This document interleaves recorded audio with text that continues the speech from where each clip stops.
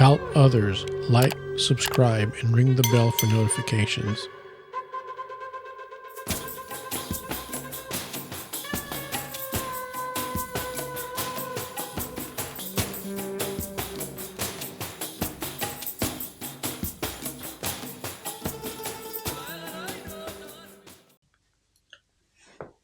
Shalom, my name is Joseph Shulam, and I'm the former founder and director and teacher and bottle washer and cook of Netivyah Bible Instruction Mission Ministry in Israel. And I am retired, and I'm continue to do God's work. Of course, without being paid by Netivyah, anything in Israel, I mean. And I'm doing these mind candies, and today is actually the day of Shavuot, Pentecost. 7 weeks, 50 days. And that's why it's called Pentecost, because Pentecost in Greek means 50. And in Hebrew it's called Shavuot. And it's the only holiday that doesn't have a date. You just count 50 days from the first day of Passover, and it's Shavuot. But this holiday has many names.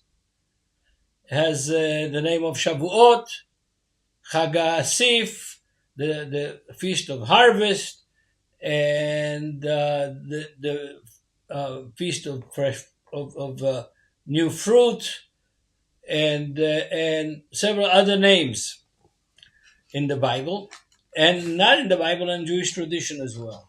So,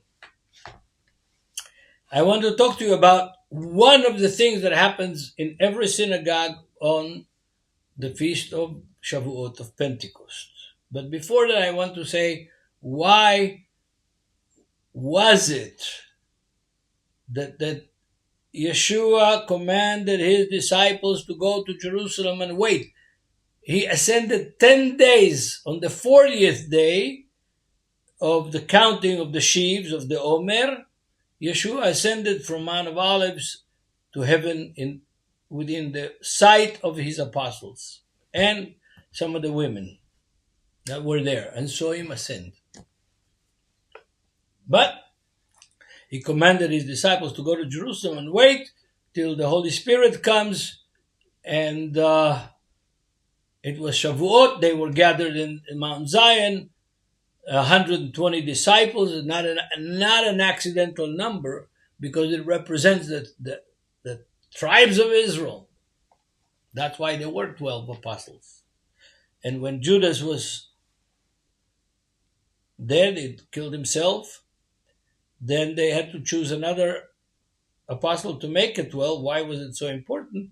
Because they were representing Israel. The apostles of the disciples of Yeshua were representing Israel, not Rome, not Edinburgh, and not Wittenberg, or some other city in Europe. And so they will read the Book of Ruth. Why the Book of Ruth?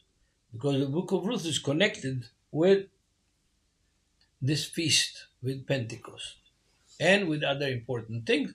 And I'd like to share a little bit about the Book of Ruth with you, my dear brothers and sisters. Maybe things that you didn't think about. But the Book of Ruth starts with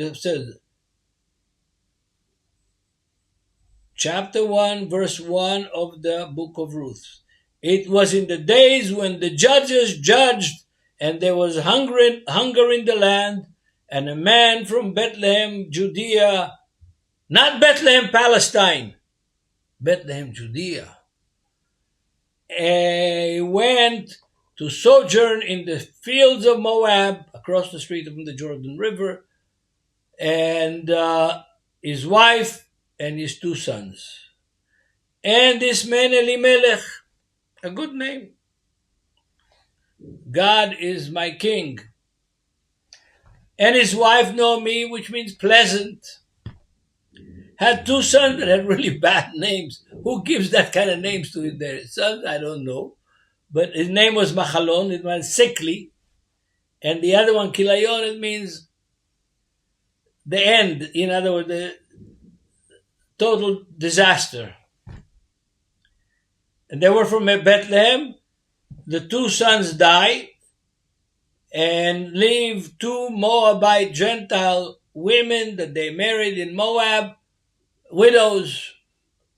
Naomi decides to go back to Bethlehem because she's got nobody there in the across the Jordan River in Moab. The two brides, the wives of her sons, are not Jewish, they're Moabites. According to the Torah, a Moabite cannot marry in a proper way, in a kosher legal way, an Israelite up to the 10th generation.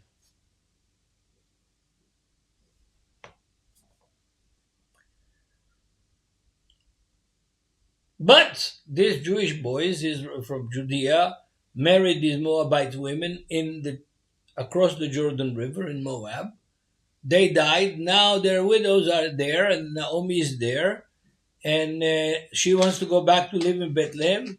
The name of the one widow was Orpah, which means stiff-necked.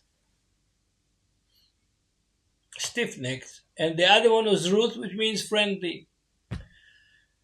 And Naomi wants to go back to Bethlehem, and he tells the two daughters-in-law, listen, I'm an old woman, I've got nothing to give you. I'm a poor old woman, I don't have any more children, and I'm not going to have more children. Go back to your people, go back to your culture, go back to your place, to your language. Maybe you'll find happiness there. But Orpah, the stiff-necked one, packs her bags and goes home, back to Moab. Ruth, a kind lady, decides to go along with this widow and take care of her. And so they come across the Jordan, come to Bethlehem, and Naomi tells Ruth again, listen, I've got nothing to give you. Go back. Thank you very much, but go back. And Ruth says the following things.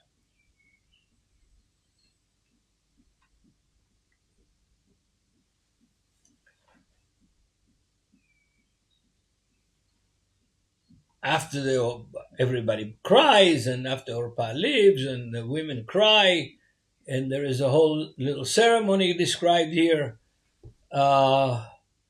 That Naomi is begging the girls to go back to their people, to their language, to their religion. And Ruth pipes up and says, don't force me to leave you and to go back away from you, because wherever you go, I will go. I will go with you. And your people will be my people, and your God will be my God. And wherever you die, that's where I will be buried as well. So help me God, and add to me. Only death will separate between us. And Naomi sees that Ruth is so dedicated and so committed that she appreciates and receives Ruth. But this formula that Ruth speaks from her mouth, chapter 1, from verse 16 to 19, so the end of 18, is a conversion formula. Today, when people convert to Judaism, many of them recite this formula. Your God will be my God, your people will be my people. Wherever you go, I will go with you. I'm joining the nation of Israel. That's what Ruth said, and that's what Ruth meant. Now, the big question now comes, before I continue with the text. When was this book written, and why was it written? Because we have some kind of a Cinderella story in this Book of Ruth. A poor girl with nobody on her side except an old Jewish widow that becomes the grandmother of King David, even though legally, according to the Torah, a Moabite cannot marry an Israelite up to the 10th generation of living in the land and with the people as being a ger, being a proposed convert. So, there you are. When this story could have been written? First of all, it couldn't have been written in the days of the judges, because you've got the genealogy of King David at the end of chapter 4. 3 generations from Boaz and Ruth. David is the 3rd generation from Boaz and Ruth. So probably more than 100 years, maybe more than 100 years, that the Book of Ruth was written. But why was it written? Because when the exiles returned from Babylon with Ezra and Nehemiah and rebuilding the walls of Jerusalem and rebuilding the temple, and there was a lot of opposition, they issued an edict. Ezra issued an edict that all the women that were married to Jews in the Babylon, they either convert or leave, be expelled. Yeah. So somebody with the Holy Spirit guiding him wrote the Book of Ruth to show that it is possible for a Gentile woman to marry an Israelite, a Judean, and to be koshered by God, approved marriage by God, to the point that King David, the beloved one of God, the forefather of the Messiah himself, was born from a Moabite only 3 generations later, not 10. So there's a polemic. There is a Cinderella story in the Book of Ruth, and it's a beautiful story. Not a very big book, 4 chapters. It takes about 15, 20 minutes to read it in public. We did it yesterday, last night. I read chapter 2.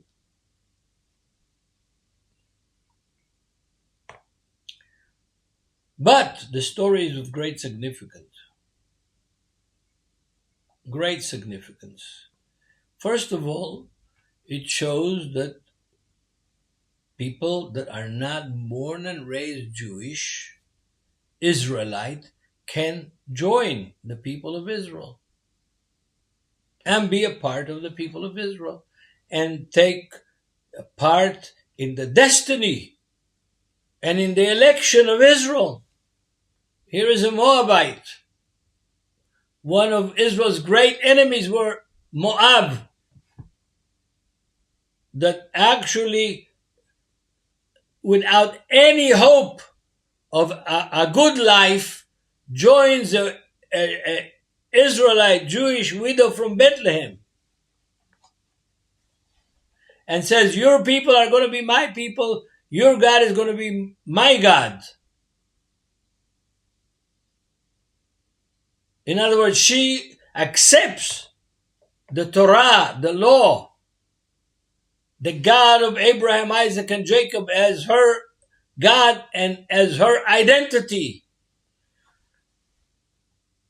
It's possible to convert. That's what this book says. And it's possible to become a very important person in the genealogy of the Messiah himself. So, we've got the story. And in this story, there's 3 more elements that I want to mention. One is Poverty. Poverty. A widow, old woman, a stranger, Gentile, young lady named Ruth, moved to a Jewish city of Bethlehem, ancient city of Bethlehem.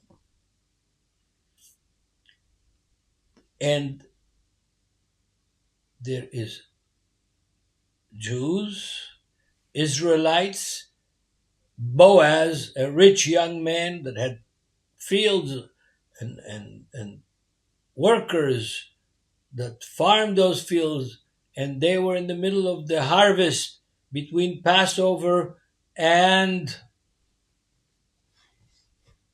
Pentecost, Shavuot, the height of the harvest season.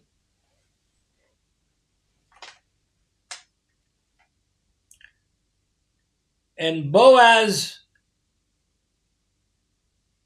now understands that she is with Naomi, who is a relative, maybe an aunt or a cousin, probably an aunt of Boaz. And he puts his protectorate on this Gentile girl and helps her and tells his workers, you take care of this girl. Let her glean the sheaves of the wheat, not like every other girl, but she can walk right behind those harvesting the wheat, and any wheat that falls, she can easily pick it up and have plenty to bake bread and eat and feed the old woman Naomi. So, yes, being kind to strangers, to non-Jews, to Gentiles. Anti-racism. That's one of the themes of the Book of Ruth. Being kind to the strangers. Boaz, before he has a romantic involvement with Ruth, before all of this, understands that this Gentile young volunteered to come and take care of one of his relatives, Naomi, and volunteered to live as a Jew with the Jews in the land of Israel, even in poverty, where she has to go and glean, pick up what falls off the harvest of the wheat. It's a big thing. Big message. It's a big message for Israel today, folks. It's a big message for the Jewish community today. Welcome, people. Don't try to put them in a straitjacket of some orthodoxy that was created in Europe. That is not a part of the written Torah that God gave to Israel in Mount Sinai. Don't impose laws that don't exist in the Torah. Like shaving your head if you're an Orthodox, wearing a wig. What sense is it to wear a wig if you have a beautiful hair? Why shave it? This is all nonsense. Religion is one of the most worst thing that happened to humanity is religion. It doesn't exist in the Bible. In the Bible exists faith, love, and hope. Those are powers. Those are things that will give you life, tools to contend with the joys and with the difficulties of life, and make you a part of a great nation. Not big nation, but a great nation. The greatest nation in the history of mankind. That gave the world the Bible. Gave the world Jesus, the Messiah. Gave the world one God. To those who were idolaters and worshipped stone and wood and gold and silver. That nation of Israel. So, Ruth receives grace receives special good treatment from Boaz because she is together with Naomi, a poor Jewish old widow that has nobody else in life except this beautiful Gentile girl that is willing to help her and care for her and feed her. Yes. But, like every good story, like Cinderella, Boaz, the prince, falls in love with Ruth. But Naomi, the old lady, kind of guided her how to make that happen. So, the eve of Pentecost, of Shavuot, she sends her to the barn. There were celebrations of the holidays and drinking and eating. And Boaz went to the haystack in his barn and he lay down there to rest. And Naomi sends Ruth there to lay down right next to him. And he offers her not vinegar, like in the English translation, folks. Hummus! Hummus! The whole hummus. Make it from chickpeas, garlic, lemon, citrus. Delicious. With a good piece of pita. You wipe it like that and turn. Eat it. Hummus. They ate hummus. But it is a power food, an energetic food that gives you energy. And they eat together at midnight hummus. They fall in love. And Boaz wants to marry her, but there is a levirate law from the Torah. And therefore Boaz has to go to the rabbinical court, to the city gate, and to the judges of the city of Bethlehem, and they have to decide. There's a ceremony prescribed in the Torah in which Boaz has to do. But he's got a problem. He's not the first in line for this levirate marriage. There's Elimelech, another guy from the same family that is closer to Naomi than Boaz. But God works it out. Ruth becomes a symbol and a great example for Jews and for non-Jews. And she is celebrated as one of the great female heroines that in the history of Israel, and she is in the genealogy of Jesus, not only King David. And in the genealogy of Jesus, there's 4 women, and all of them with dubious, questionable reputation. That's another mind candy that's going to come sometime in the future. God bless you all. Keep up. Support Netivyah in Israel and Netivyah International that has a very big project fighting anti-Semitism that has grown with over 300% since the 7th of October 2023. There's not an hour that passes in the United States of America that either a Jewish institution or a Jew doesn't get assaulted. By who? By Hindu? No. By Muslim? Probably not. Mostly by Christians, anti-Semites, that don't know the Bible and don't know what Jesus is going to do to them for persecuting his brothers and his cousins on the judgment day. So if you hate Jews, you can go to the other place because there's going to be Jews in heaven. God bless you all. Shalom. Help others, like, subscribe, and ring the bell for notifications.